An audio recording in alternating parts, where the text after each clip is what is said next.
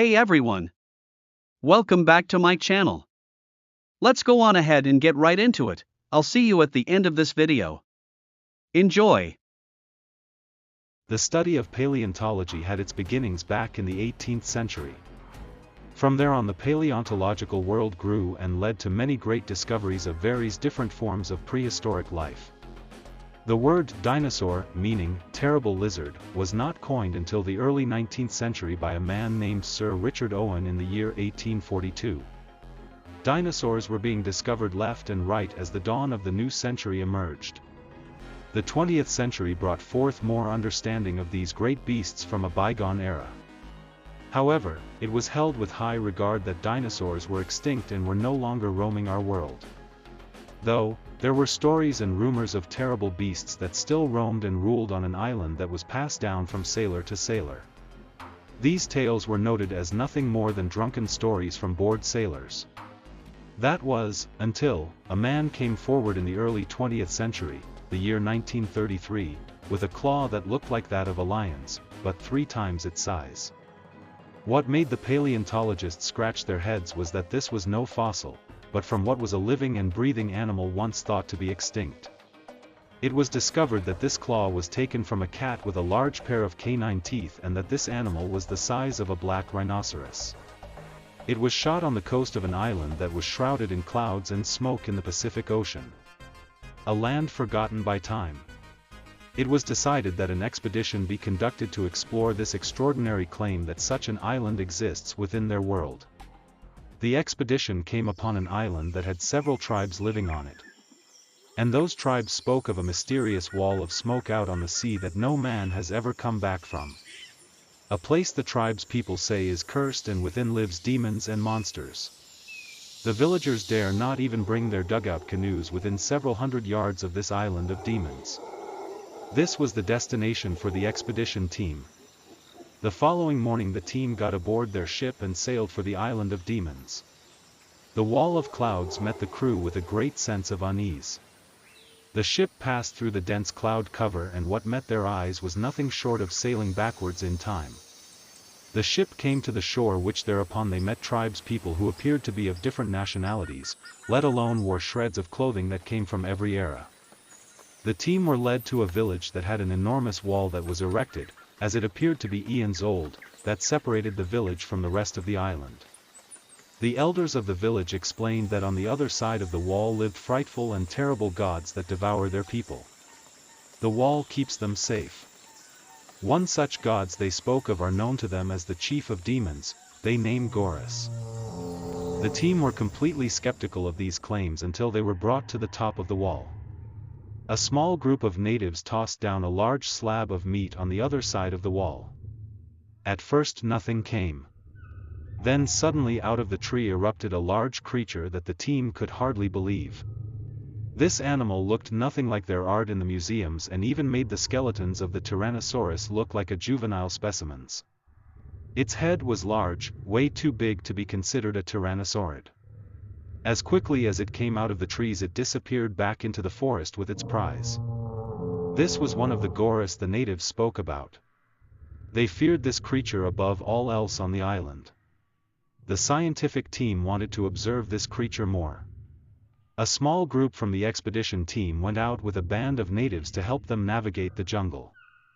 A safe spot was found where a group of these magnificent animals were, though the natives were very uneasy the whole time they were there. One of the lead scientists quickly took down every detail of the creatures and took several photos before the natives urged the team that they must leave. The scientific team was shocked that there were other forms of prehistoric life on this island, though they were much bigger than the fossils they had back in their museums. From creatures that looked like a stegosaurus, to large sauropods, and most shocking of all was that there were also creatures that looked very similar to the mammals from the Paleocene epoch to the early Cenozoic. But what left the team stumped was why these creatures were here, alive and thriving. How was it possible for creatures that have been separated by millions of years able to exist together on this island? This was the greatest mystery that the scientists could not answer. The team was able to stay for several more days observing the wildlife and studying much of the flora. Before the team was able to leave, they were able to capture the last of the great apes who was like a god to the people of the island and bring it back to America.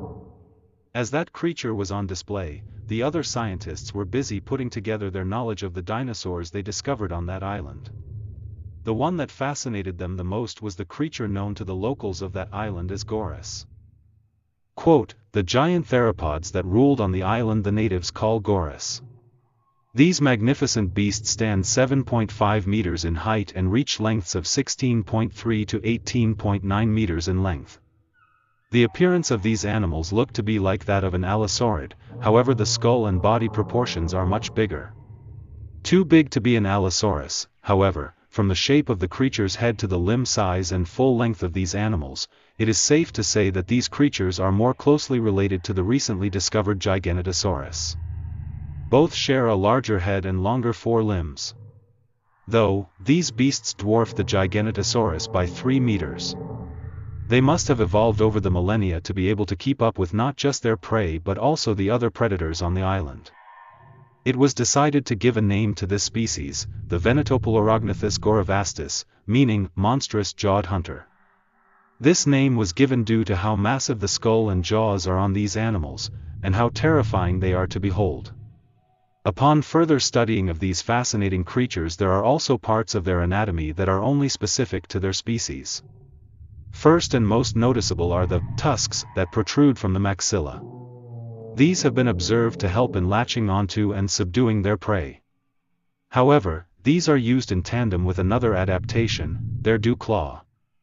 The dew claw is similar to that of a raptor's, though 5 times the size. While watching one of these creatures take down a large mammoth, it was observed using these dew claws to terrible effect.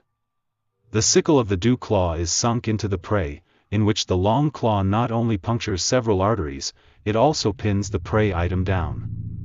It is observed that the dew claw has more muscle mass than what is observed in many other animals that possess a dew claw.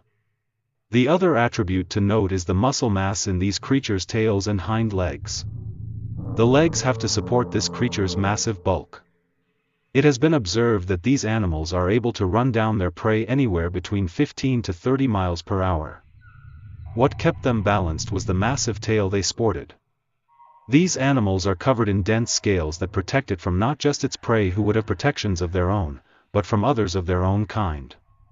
Though, it is observed that the head, arms, shins and digits of the feet are protected in a more dense armor. This is believed that these are the areas that would be more under attack from struggling prey or rival Venatopelorognathus. These magnificent and terrifying creatures were a marvel to behold. End quote. Thank you for watching all the way to the end of this video. If you like this content, would you consider giving this video a like? It helps with the algorithm. Also, would you consider subscribing to the channel? The more subscribers, the more it helps this channel grow. Oh! And don't forget to turn on the notification bell if you want to be up to date on everything I post. And lastly, if you did like this video, consider sharing this video with your friends. They may just like the video you just watched as well. This is KT and I'll see you in the next video.